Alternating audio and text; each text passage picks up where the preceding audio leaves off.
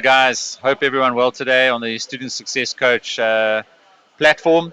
So this question from a student trying to remain motivated and feeling connected while being isolated from everyone with online learning. So of course we've had the lockdowns of 2020 around the world, and of course vaccine is being rolled out now. But I think a lot of areas, a lot of countries, South Africa, for example, where I live, we have some movement, but I think online learning, still quite pervasive in schools and universities, and particularly with you on this channel. I found, especially if you're a postgrad student, you normally wouldn't even be going in for lectures anyway.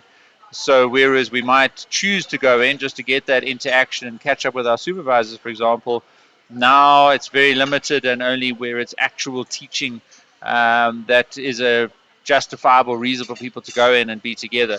So how to remain motivated and feeling connected? Well, number one, join the Student Success Coach channel.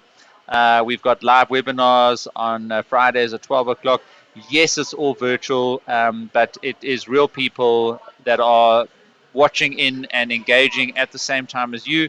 And I guarantee you it's fun. Last week, Friday, we had two interviews. One student that's off to Oxford, he got a Rhodes Scholarship, and we also interviewed the marketing manager from Converse, who is giving away 2 million rand to alleviate student debt. So then I teach on writing and referencing and proposals and communications, launching courses. So join up, and that will help you get motivated. But and then join the Facebook group. We are a vibrant community of students, all in exactly the same boat, all helping each other. I post in there regularly about what's happening. You'll get links to videos like these, for example. So even if we are all sitting at home, working hard, feeling isolated, there is a sense of connection that you'll get through the Facebook group. There's also the podcast, which launch every Wednesday morning. So the YouTube channel, the podcast, the Facebook group. There's many different ways that you can get in touch and reduce your feelings of being isolated. But then just general thoughts, I would say, get outside, get away from your computer, get away from things that, cause digital fatigue. And that's why I love podcasts, for example, because you can stick your AirPods in, your earphones, go for a walk, go get some sun, go get some fresh air, do some exercise. Gets you away from, the digital interaction that we're all quite reliant on. And then, look, obviously just reduce your screen time. And maybe what you want to try and doing is get organized with Kanban. So I teach a Kanban course, and very important for students just to map up on a wall, all the tasks and activities they're busy with, so they know exactly what they need to work on. And that also, again, takes you off your device. It takes you off your computer, and it gives you something physical to interact with. If you stick it up on a wall, and I teach you how to do that in the relevant courses, it's a physical activity of moving stickies and visualizing the workflow. A PhD or a master's or any student degree consists of a whole bunch of tasks. If you can get through those tasks, you'll get your degree successfully. So there's a couple of thoughts. And then, of course, eat healthily, get enough sleep. When you're under pressure, when you're under stress, when you're feeling isolated, you've got to look after yourself.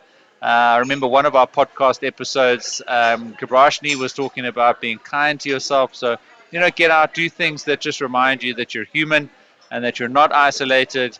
And of course, if you are able to be with your family in a limited social distanced environment, then take advantage of that.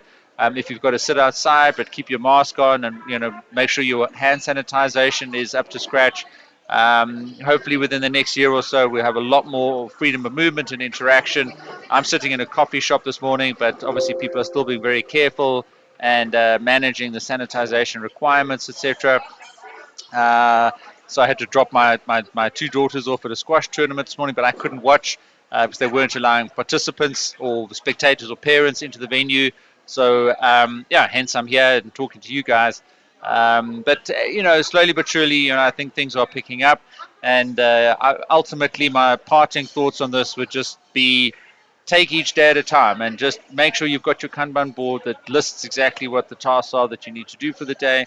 Work through those, and each day that you get through, that you complete your tasks, is a day that motivates you rather than a day that depresses you. If you if you have days when you don't get stuff done, that's going to add to the isolation. It's going to add to the depression. It's going to add to the negative feelings, etc. So action from this video: pick one thing that you need to do for your studies. Sit down right now and do that thing. Don't get distracted. Don't watch another video. Come back later onto my channel. Please subscribe if you haven't yet.